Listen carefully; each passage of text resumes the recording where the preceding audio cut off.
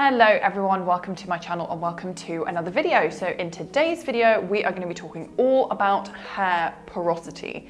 What is hair porosity? What's the difference between high porosity and low porosity? How you should be looking after high versus low porosity hair, and why do we care? So I have mentioned in a few of my previous videos that I am now trying to grow my hair long, and in order for it to grow long, it has to be strong, it has to be healthy, and understanding your hair porosity is key to getting your healthiest hair if you are also, like me, trying to grow your hair a bit longer. Before we get started, I would really appreciate it if you hit the like button. It is great support for my channel if you do that. If you like, share, comment, all of those things, great. And if you want to see more videos about skin, hair or health from a holistic way, then you should definitely hit the subscribe button, because I make videos every single week. 3 videos at the moment, every single week. So in its absolute simplest terms, hair porosity is your hair's ability to absorb and retain moisture through the hair cuticle. What is the hair cuticle? Let's have a little look at what the hair structure actually looks like. So our hair strands are made up of 3 different layers. We've got the medulla right in the center, which is actually sometimes absent in some people's hair. We have the cortex, which makes up the bulk of the hair, so made up of proteins. It's also made up of pigment, so that gives your hair color. And then we've got the cuticle around the outside. And the best way to describe the way that the cuticle kind of looks from a microscopic level is like the scales on a snake. So lots of overlapping cells that protect the entire hair strand. Hair porosity is determined by how open or how closed those cells in the hair cuticle are. If your cells are very, very open, it means you have very high porosity. If they are very closed and they lay very flat along the cuticle, along the hair strand, it means you have low porosity. I should also mention that it's not just high porosity versus low porosity. There's also normal porosity, there's normal low porosity, there's normal high porosity. You could be anything in between, but for the sake of just explaining what porosity is, I'm going to use the 2 extremes of high porosity versus low porosity. But do bear in mind that you can be anywhere in between those 2 extremes. So how does hair porosity actually affect our hair? So if the cells in the cuticle are very, very open, it means that moisture is easily lost from the hair strand. On the flip side, if your hair cuticle cells are very, very tight and lying very flat along your hair strand, it means that moisture is not lost very easily. So because of this, lower porosity hair does tend to be healthier hair, and we need to replace the moisture that is easily lost. So the porosity of our hair depends on a number of different factors. So things like whether we are using heat on it, whether it is chemically treated, whether it is bleached, things like age and things like your genetics all have a part to play in how porous your hair is. It is also important to know that your hair porosity is not uniform across your entire head or down the entire hair strand, meaning that there might be parts of your head that are higher porosity hair or lower porosity hair, and your hair strand is going to usually have a lower porosity at the root and then a higher porosity at the ends, because this is usually where most of the damage occurs. However, I did mention that low porosity hair does tend to be healthier, but that doesn't mean that moisture can't be lost through low porosity hair. And if you have low porosity hair, unlike high porosity hair, it is very, very difficult to then replace moisture once it has been lost, if that makes sense. So even though, yes, the moisture does stay in much better when you have low porosity hair, if it gets lost, you will have a harder time to replace it than if you have open cuticles, which easily lets in and lets out that moisture. So why do we care about porosity? Why do we need to know about what type of porosity we have? And what does that mean for someone like me who's actually trying to grow their hair long and strong? So the number 1 reason that your hair breaks and gets split ends is because it is brittle. And why is it brittle?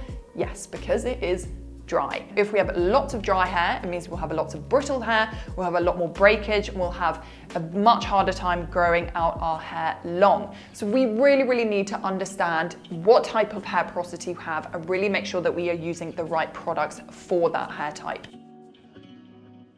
So how do we figure out if we have high or low porosity hair? So there's 2 main types of tests that you can do, which are very simple, very easy. The first one is the floating test, which is essentially when you get a bit of hair and you pop it into a glass of water, you wait a few minutes and see whether it sinks, because if it sinks, that means that it is, yes, high porosity. And if it stays floating at the top, it means yes, it is low porosity. Now, the accuracy of this test is dubious because whether your hair floats or not can depend on quite a few different things, whether it's clean, what kind of products you're using in it, whether it's at the top, whether it's at the bottom. So that's not the most accurate test, but there's a few other things that we can look into to kind of confirm. So remember how we talked about if your hair is low porosity, the cells on your cuticle are going to be lying flat along your strand, but if it's high porosity, they're going to be quite open and look almost a bit frayed along the hair strand. So one thing you can do is that you get a hair strand like this. I'm sure you can't see this because my hair's so thin. And you just go like this and you just go like that. And if you feel any bumps or that it doesn't feel quite smooth, that means that you have high porosity hair. This one's actually not too high porosity, but sometimes when I grab the ones, especially over here, which I know are super damaged, like they feel very, very bumpy. They don't feel smooth all the way down. Best way, I think, to figure out if you have high or low porosity hair is to kind of look at your hair as a whole and see how it behaves. So if you get out the shower and your hair dries very, very quickly, it means that you have most likely got very, very porous hair, very high porosity hair, because your hair strands just let go of that moisture and off it goes, it's dry. On the flip side, if your hair takes a very long time to dry, then it may mean that you have very low porosity hair. That's not 100% foolproof because some people have very, very thick hair, or they have a lot of hair, or they have very, very curly hair. That can also affect how long it takes for your hair to dry. Another thing that people who have a low porosity hair is that they do tend to get a bit more product buildup than people who have high porosity hair. So by that I mean is because when you put product into your hair, because it doesn't get into the strands as well as it does if it was high porosity, it means that it does end up just kind of sitting outside the hair strands and the hair cuticles, and over time that does create a bit of a build-up, and because of that you want to be looking into using things like clarifying shampoos. So how are we looking after high porosity hair versus low porosity hair?